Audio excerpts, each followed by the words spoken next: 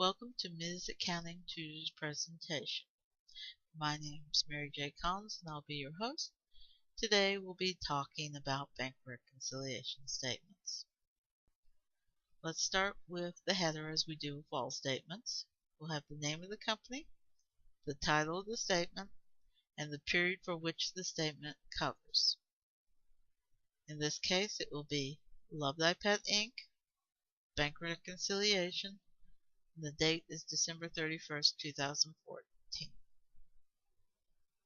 Our first section will be the bank statement side. Cash balance per bank statement, which will be taken from the ending balance on your bank statement. Add deposits in transit. Those are deposits that appear in your check register but not on your bank statement. You will add those. This has no title, and we will simply add the amounts. Less, subtracting any outstanding checks that were written and recorded in your check register but that don't appear on the bank statement.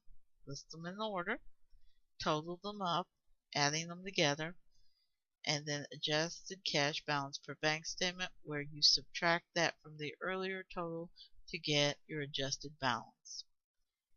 Let's look at an example. Cash balance per bank statement. Again, ending amount, not the beginning. Add any deposits in transit. In this case, one for $6,340.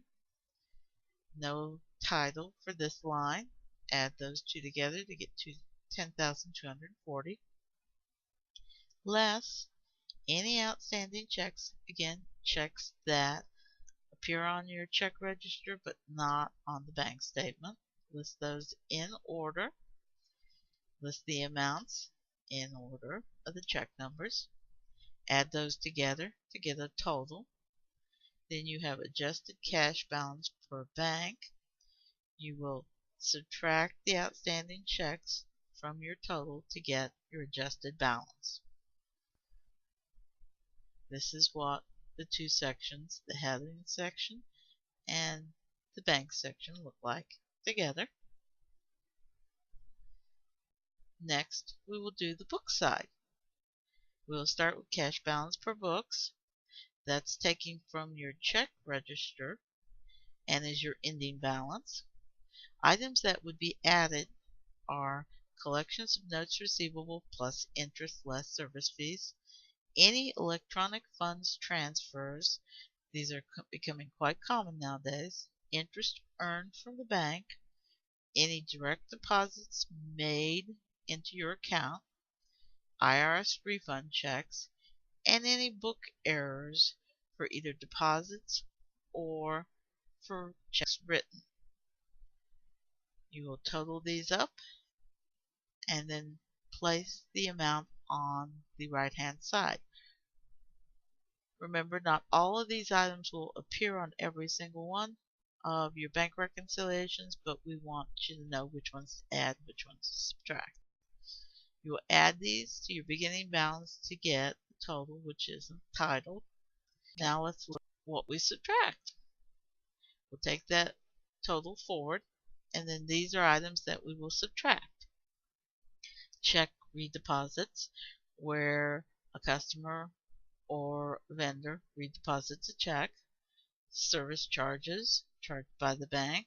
Online fees for doing online transactions. Overdraft protection, which is a protection provided by the bank if your account goes into the negative.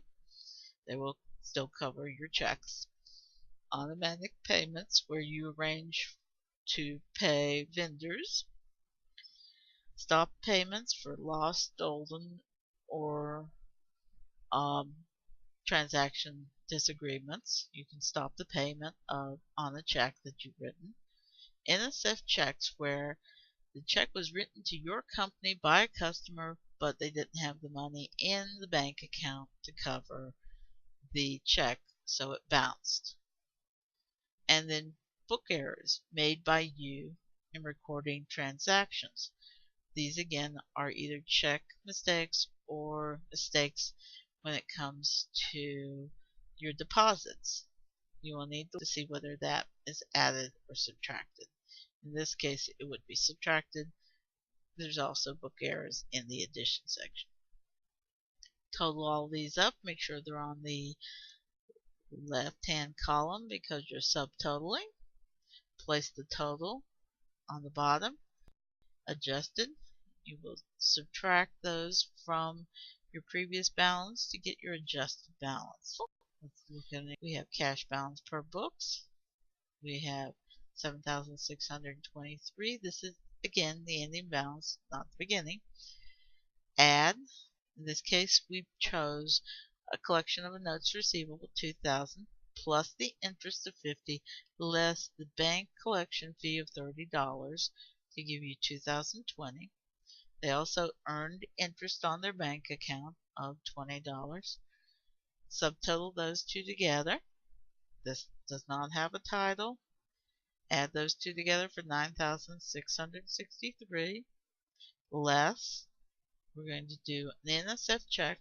Customer wrote it, didn't cover it. We need to subtract it from our account. Check printing, service charge, charge from the bank for printing our checks. And an error, check number 324, where we recorded the check as being less than what we actually wrote the check for and for what the check cleared the bank. We will list the amounts in order.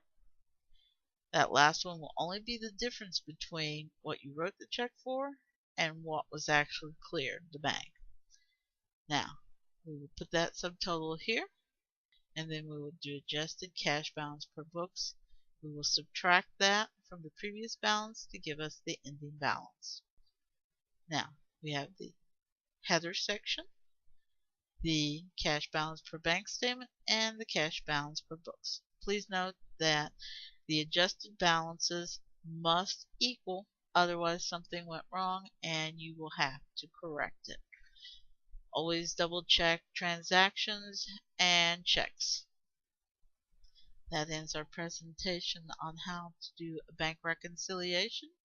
Here is a link to the handout, and here is a link to my website for C&M students. Make sure you have a username and password from C&M to use this site. Thank you very much, and I look forward to seeing you on future presentations.